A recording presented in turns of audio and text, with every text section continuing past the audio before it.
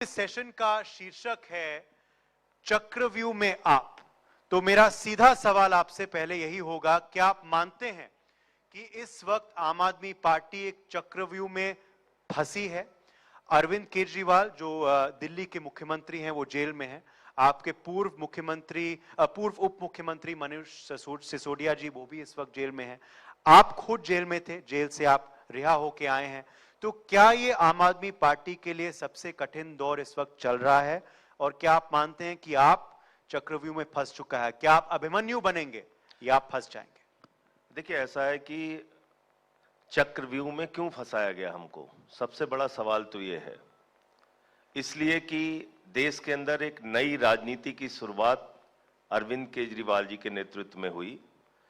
3 बार उनको दिल्ली के लोगों ने चुना और अरविंद केजरीवाल जी ने दिल्ली में शिक्षा के लिए, बिजली के लिए, पानी के लिए, हेल्थ के लिए काम किया। माताओं बहनों के लिए बस की फ्री यात्रा की योजना हो या बुजुर्गों की तीर्थ यात्रा की योजना हो, बहुत सारे काम किए। और इतना काम किया कि आज पूरी दुनिया में दिल्ली के शिक्षा मॉडल और हेल्थ मॉडल की चर्चा हो रही है। मोहल्ला क्लिनिक का हमारा मॉडल, जहां पे 200 तरह की जांच फ्री होती है, अल्ट्रासाउंड होता है फ्री में, दवाएं मिलती है मुफ्त में। हमारे एजुकेशन का मॉडल, जहां पे बच्चों की पढ़ाई के लिए जिन स्कूलों में मकड़ी के जाले लगे रहते थे, आज वहां एयर कंडीशन कमरे बने हैं बच्चों की पढ़ाई के लिए, एथलीट के ग्राउंड बने हैं, हॉकी के ग्राउंड बने हैं, स्विमिंग पूल का निर्माण हुआ है। अमेरिका के राष्ट्रपति की पत्नी ट्रंप हिंदुस्तान आती हैं तो कहती हैं हमें केजरीवाल और सिसोदिया के द्वारा बनाया गया स्कूल देखना है। ये कारण है कि दिल्ली में एक हम नई राजनीति दे रहे हैं, इसलिए हमें चक्रव्यूह में फंसाने की कोशिश की जा रही है। हमारे मुख्यमंत्री को पकड़ के आपने जेल में डाल दिया, शिक्षा मंत्री 2 साल से जेल में है, स्वास्थ्य मंत्री 2 साल से जेल में है, मुझे 6 महीने उठा के आपने जेल में रखा। इस देश के अंदर 6 लाख लोग जेलों में हैं, 76% अंडर ट्रायल है, 76%।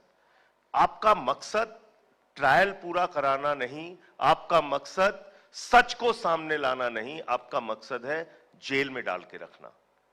आप बताइए ना, कितना एक भी रुपया ना केजरीवाल जी के घर से मिला, ना सिसोदिया जी के घर से मिला, ना मेरे घर से मिला, ना सत्येंद्र जैन के घर से मिला, कोई बैंक अकाउंट इलीगल नहीं, कहीं कोई चीज, कोई जमीन का प्लॉट नहीं हमारे नाम, बावजूद इसके आपने हमको पकड़ के जेल में रखा। तो फिर इस मामले में तो ये चक्रव्यूह में फंसाया इसलिए गया है क्योंकि हमने दिल्ली और पंजाब के अंदर गवर्नेंस का एक ऐसा मॉडल दिया है जो पूरे देश और दुनिया के लिए उदाहरण बन रहा है, उसको रोकने के लिए। बिल्कुल इस मामले पर मैं आऊंगा, क्योंकि ये इसी मामले को लेकर आम आदमी पार्टी घिर गई है।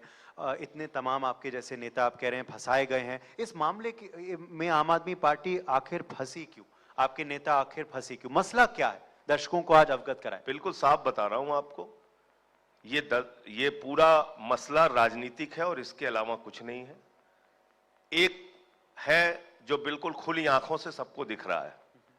एक व्यक्ति इसमें गिरफ्तार हुआ, शरद चंद्र रेड्डी, जिसको खुद ईडी ने, हमने नहीं, ईडी ने कहा यह किंग पिन है, बीजेपी ने कहा यह किंग पिन है, बीजेपी के नेताओं ने कहा यह किंग पिन है, और वो अपनी अरेस्ट के बाद 60 करोड़ रुपए की रिश्वत दे रहा है बीजेपी को। 60 करोड़ रुपए इलेक्टोरल बॉन्ड के जरिए पहुंचा रहा है और उसके बाद उसकी रिहाई हो जा रही है। क्या कार्रवाई हुई उस शरद चंद्र रेड्डी के खिलाफ? तो रिश्वतखोरी तो भारतीय जनता पार्टी ने की है एक्साइज पॉलिसी में, और आरोप लगाते हैं आप आम आदमी पार्टी के खिलाफ, जिसके खिलाफ 1 रुपए का सबूत आपको नहीं मिला। तो इसलिए ये केस धड़ाम से गिरेगा जब इसका ट्रायल पूरा हो जाएगा। पूरा देश इस बात को देखेगा। 468 गवाह आपने बना रखे हैं, 50,000 पेज की चार्जशीट आपने दाखिल कर रखी है इस मामले में। अब अरविंद केजरीवाल के खिलाफ 4 गवाह, उन 4 गवाहों की हकीकत, पहले 2 गवाहों से 8 बयान लिए गए, 6 में उन्होंने कहा हम केजरीवाल जी के बारे में, उनसे कोई लेन देन के बारे में हमें कुछ नहीं कहना, हमें कोई जानकारी नहीं, हमें कोई उनके साथ कोई एक्साइज पॉलिसी जैसी कोई हमारी बात नहीं। और अंतिम 2 बयान में उसके बेटे को गिरफ्तार करके सारा आरोप केजरीवाल पे। इसी तरीके से एक व्यक्ति की गिरफ्तारी हुई जिसके 12 स्टेटमेंट, 10 स्टेटमेंट में वो केजरीवाल जी का नाम नहीं लेता। अंतिम के 2 स्टेटमेंट में जब उसकी अरेस्ट हो जाती है तो केजरीवाल जी के नाम लेता है, उसके बाद उसकी रिहाई हो जाती है। और खुद ईडी ने कोर्ट के अंदर माना कि हां हम लॉलीपॉप देते हैं। आप लॉलीपॉप देके अरेस्ट कर रहे हैं, लोगों को जेल में डाल रहे हैं। तो ये एक दानवी शक्ति दे दी गई है पीएमएलए के माध्यम से ईडी को, जो कि कुछ भी किसी को भी पकड़ पकड़ के जेल में डाल सकते हैं। आप देखिए ना हेमंत सोरेन जी का क्या हुआ, 5 महीने उनको आपने जेल में रखा, बाद में कह दिया कोई सबूत नहीं।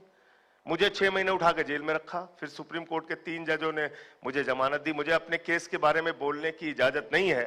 जिस दिन बोलने की इजाजत होगी सारी सच्चाई रखूंगा आप लोगों के सामने। मगर बड़ा सवाल ये उठता है, जैसे आप कह रहे हैं, अगर आपकी बात मान ली जाए कि केंद्र सरकार पक्षपात कर रही है, एजेंसी केंद्र सरकार के दबाव के भीतर आके काम कर रहे हैं, मगर फिर कोर्ट का क्या कोर्ट भी बायस्ड है? क्योंकि कोर्ट ने भी बेल नहीं दिया है। सबसे अच्छा सवाल, कोर्ट ने भी बेल नहीं दिया है। बहुत ही अच्छा सवाल है आपका। मुझे आप बताइए, कोर्ट के सामने जब आप सारे तथ्य नहीं रखेंगे, कोर्ट को कैसे पता चलेगा? ये बातें जो मैं आपको बता पा रहा हूं कि 12 स्टेटमेंट में 10 स्टेटमेंट में कुछ नहीं बोला केजरीवाल के खिलाफ, अंतिम 2 में बोला, ये कब बोला? मार्च के महीने में जब 207 की कार्रवाई शुरू हुई और हमारे वकीलों को, यानी कि केजरीवाल जी के, सिसोदिया जी के, बाकी आरोपियों के वकीलों को जब इजाजत दी गई कोर्ट के द्वारा कि आप जाइए और इंस्पेक्शन कर सकते हैं कागज जो आपके खिलाफ सबूत इकट्ठा किए गए हैं, उसमें यह सच्चाई सामने आई। और आपको बड़ी मजाकिया बात मैं बता दूं, ईडी वालों ने जो इंटरोगेशन किया उसकी वीडियो रिकॉर्डिंग और ऑडियो रिकॉर्डिंग उनको रखनी होती है। ध्यान से सुनिएगा कृपा करके, उनको वीडियो और ऑडियो रिकॉर्डिंग रखनी होती है। जब हमारे वकील वहां पे पहुंचे तो उसमें से ऑडियो गायब थी, ऑडियो गायब थी। हमने पूछा भाई ऑडियो क्यों गायब है? तो कहने लगे साहब वहां का सीसीटीवी कैमरा खराब था। आप वो कोई पिकनिक स्पॉट है ईडी का दफ्तर? वहां हम घूमने के लिए जाते हैं? आपने वहां पे इंटरोगेशन किया, हमारी जांच की, उसकी ऑडियो वीडियो रिकॉर्डिंग कहां है? जिन लोगों ने हमारे खिलाफ आरोप लगाए, जिनके आरोप के आधार पे आपने हमें गिरफ्तार किया, उनकी ऑडियो वीडियो रिकॉर्डिंग कहां है? सुप्रीम कोर्ट का आदेश है कि जब किसी की अरेस्ट की जाए, उसकी अरेस्ट होने से लेके और जेल भेजने तक की एक एक वीडियो और ऑडियो फुटेज उनके पास होनी चाहिए। आप बताइए क्यों नहीं रखा? तो मनमाने ढंग से बयान लिए गए, मनमाने ढंग से गिरफ्तारियां की गई हैं। और ये सारा सच मैं बता तो रहा हूं, मार्च के बाद ये सारे कागजात आना शुरू हुए। अब कोर्ट के सामने सारे तथ्य, और इसीलिए तो आप देखिए कि भारतीय न्यायपालिका के इतिहास में पहली बार हुआ, उदय प्रताप जी, अरविंद केजरीवाल जी को ईडी कोर्ट ने जमानत दे दी और उसमें लिखा कि ईडी बायस्ड तरीके से काम कर रही है। और उसके बाद क्या होता है? बिना ऑर्डर के कॉपी के पहली बार देश की न्यायपालिका के इतिहास में हुआ, हाईकोर्ट पहुंच जाती है ईडी और रिहाई पर रोक लगा देती है। क्या इस देश के लोगों को समझ में नहीं आ रहा है? चलिए, लोग घास खाते हैं, उनको समझ में नहीं आ रहा है क्या? सब रोटी खाते हैं, चलिए, सबको समझ में आता है। देश की जनता देख रही है और समझ रही है और सोच रही है, ये आप कह रहे हैं। मगर इससे पहले कि मैं हरियाणा विधानसभा चुनाव पे आऊं, जहां आप खुद आज जाने वाले हैं, संजय सिंह जी का आज कार्यक्रम लगा हुआ है वहां दिन के दूसरे हाफ में, तो हम शुक्रगुजार हैं कि आप आए यहां पहले हाफ में। मगर मैं, जैसे हमने दर्शकों को बताया था कि देश के ज्वलंत मुद्दों पर आज चर्चा होगी इस मंच के हवाले, तो बड़ा मुद्दा इस वक्त दिल्ली का यही है कि ओल्ड राजेंद्र नगर में वो हादसा क्यों हुआ, कैसे हुआ। 3 लोगों की जान जा चुकी है। दुर्भाग्यपूर्ण यह है कि एक्शन अब लिया जा रहा है आपके मेयर द्वारा। ये पहले एक्शन क्यों नहीं लिया गया? क्या आप मानते हैं कि गलती हुई है? देखिए, पहली बात तो ये कि ये एक अत्यंत दुर्भाग्यपूर्ण घटना है, जिन 3 बच्चों की जान गई है। मैं ईश्वर से प्रार्थना करता हूं उनके परिजनों को ये कष्ट सहन करने की शक्ति प्रभु दे, उनकी आत्मा को शांति दे। लेकिन ये जो कोचिंग सेंटर चल रहे हैं दिल्ली के अंदर, ये बेसमेंट में कोचिंग क्लासेस और लाइब्रेरी कोई आम आदमी पार्टी एमसीडी में आई तब से नहीं चला रहे। ये 20-20 साल से उसी बेसमेंट में कोचिंग चला रहे हैं, वहां पर क्लासेस चला रहे हैं, वहां पर लाइब्रेरी चला रहे हैं, इलीगल तरीके से चला रहे हैं। सवाल उन सब से भी बनता है जो समय समय पर इनके साथ मिलकर ये काम करते रहे। दूसरी बात, 1 साल से हम एमसीडी में हैं, हमारी भी जवाबदेही है, हम अपनी जवाबदेही से भाग नहीं रहे हैं। कल से आपने देखा होगा लगातार कोचिंग सेंटर सील किए जा रहे हैं जहां बेसमेंट में क्लासेस और लाइब्रेरी चल रही है। एक और विषम परिस्थिति दिल्ली के मामले में यह है कि दिल्ली के अंदर आपने ट्रांसफर पोस्टिंग का अधिकार उठाकर दे दिया एलजी साहब को कह दिया दिल्ली के बॉस वो हैं, एलजी साहब ट्रांसफर पोस्टिंग करेंगे। कल आपने एक वीडियो देखा होगा जिसमें हमारे मंत्री सौरभ भारद्वाज जी, आतिशी जी, इमरान हुसैन जी और दिल्ली के प्रदेश अध्यक्ष और कैबिनेट मंत्री गोपाल राय जी बैठे हुए हैं। वो बारिश शुरू होने से पहले, और मैं चाहता हूं वो वीडियो जरूर अपने चैनल पे आप दिखाइए, बारिश शुरू होने से पहले ये अपने अधिकारियों से कह रहे हैं कि भाई आप डिसिल्टिंग क्यों नहीं करा रहे हैं, आपने लेबर क्यों हटा दी, आप सुपर सकर मशीन क्यों नहीं लगाते, आप नालों को सफाई क्यों नहीं कर रहे हैं, आप क्यों दिल्ली के कामों को रोक रहे हैं। चले चलिए 6 बजे चले चलिए, नहीं चल सकते 7 बजे चले चलिए, नहीं चल सकते सुबह चले चलिए, कोई भी समय बता दीजिए अधिकारी महोदय हमारे साथ चले चलिए। आप अधिकारी जाने के लिए तैयार नहीं है। और एलजी साहब ने क्या कार्रवाई की उनके खिलाफ? तो ये बीजेपी, एलजी और अधिकारियों की मिलीभगत से दिल्ली की लोगों के जीवन को नरक बनाने की एक गहरी साजिश है, जिसका पर्दाफाश हम गली गली में जाके करेंगे, इनको एक्सपोज करने का काम करेंगे। आप दिल्ली के लोगों के नाले और नाली इसलिए नहीं साफ कर रहे हैं क्योंकि यहां पे आम आदमी पार्टी की सरकार है। तो ये पूरा सच है जो कल सौरभ भारद्वाज जी के और बाकी मंत्रियों के वीडियो के सामने आने के बाद पता चला है, और इस पे हम लोग कार्रवाई की मांग करेंगे। आज प्रदर्शन भी हमारे विधायक और पार्षद एलजी के यहाँ कर रहे हैं। जी, अब मैं हरियाणा पे आता हूं क्योंकि हरियाणा का चुनाव जो है वो निकट आ रहा है। हरियाणा में क्या इस वक्त आम आदमी पार्टी की स्थिति है? और बड़ा सवाल एक और है लोगों के मन में कि कांग्रेस पार्टी भी दावा कर रही है कि वो भी बहुत मजबूत स्थिति में है। वह कह रही है कि देखो साहब, हमने तो कमाल कर दिया, लोकसभा में इतने सांसद हमारे आ गए, तो सरकार कांग्रेस पार्टी के उस राज्य में बनने वाली है। तो क्या आम आदमी पार्टी की भूमिका है कांग्रेस पार्टी को कष्ट देना क्योंकि विपक्ष का वोट बट रहा है, या फिर बीजेपी को सत्ता से निकालना, जो आपका आज बदलाव सभा का मकसद है? बदलाव किसका होगा? जो सत्ता में है उसी का बदलाव। तो भारतीय जनता पार्टी 10 साल से सत्ता में है, उसने हरियाणा को बर्बाद करने का, भ्रष्टाचार की आग में झोंकने का, पेपर लीक कराने का वहां पे काम किया है, किसानों पे लाठियां चलवाने का, गोली चलवाने का काम किया है। एमएसपी मिलती नहीं, अग्निवीर योजना से हरियाणा का नौजवान त्रस्त है, पीड़ित है। वो बड़े फक्र से सेना में जाता था और जरूरत पड़ने पे अपने प्राणों की आहुति देकर देश की रक्षा करता था।